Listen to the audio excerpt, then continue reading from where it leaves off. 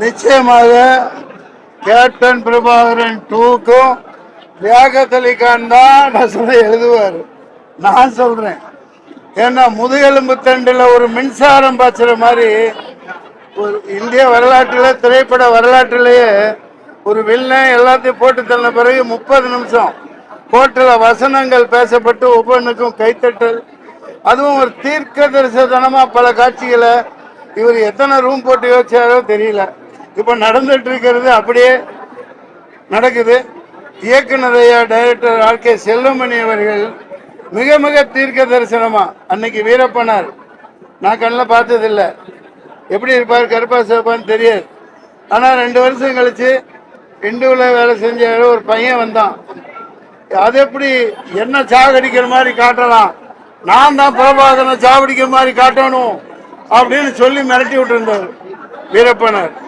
அவர் ஒரு கதாநாயகனா மக்கள் மத்தியில் வாழ்ந்துட்டு இருந்ததுதான் இந்த படம் வெற்றிக்கு மிக மிக முக்கிய காரணம். மிக மிக முக்கிய காரணம் சினிமா ரசிகர்கள், தமிழக மக்கள், கேப்டனின் அன்பும் மக்கள் ஆதரவும் தான் இந்த நிமிஷம் வரைக்கும் இவ்வளவு பெரிய கூட்டத்தை கூட்டி இன்னமும் பார்க்க வச்சுக்கிட்டு இருக்கு.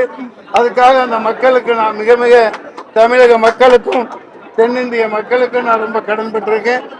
இளையராஜா அவர்களின் இசை தான் என் பாத்திரத்தை காப்பாற்றினது. ஒவ்வொரு இடத்துலையும் பின்னணி அப்படி நான் வரையில அவர் கொடுக்குற வாழ்க்கையில மறக்கவே முடியாது. இப்படி ஒவ்வொன்றா நன்றி சொன்னோம். சரத்குமார் சார், ரம்யா கிருஷ்ணன் அவர்கள். எனக்கு நான் இதுல சாதாரணமாக தான் நடிக்க இருந்தேன். ஆனா அண்ணன் டைரக்டர் சார் சுழுக்கெடுத்து வசன உச்சரிப்பெல்லாம் எனக்கு இப்படி வேணும்னு சொல்லி கொடுத்து என்னை செதுக்கினது ஆர்.கே. செல்வமணி சார். இப்படி ஏகப்பட்ட விஷயங்கள் தமிழக அரசியல அந்த காலத்து 34 வருஷத்துக்கு முன்னாடி இவ்வளவு தைரியமா தோல் உரிச்ச ஒரு மாபெரும் புரட்சி இயக்குனர் தான் செல்வமணி அவர்கள். இன்னமும் அந்த வீரியம், வீரியம் குறையாம இருக்கு. நிச்சயமா அது குறையாம அடிப்பார். அதன் மூலம் ஒரு மிகப்பெரிய ஒரு புரட்சி நிச்சயமாக ஏற்படும்.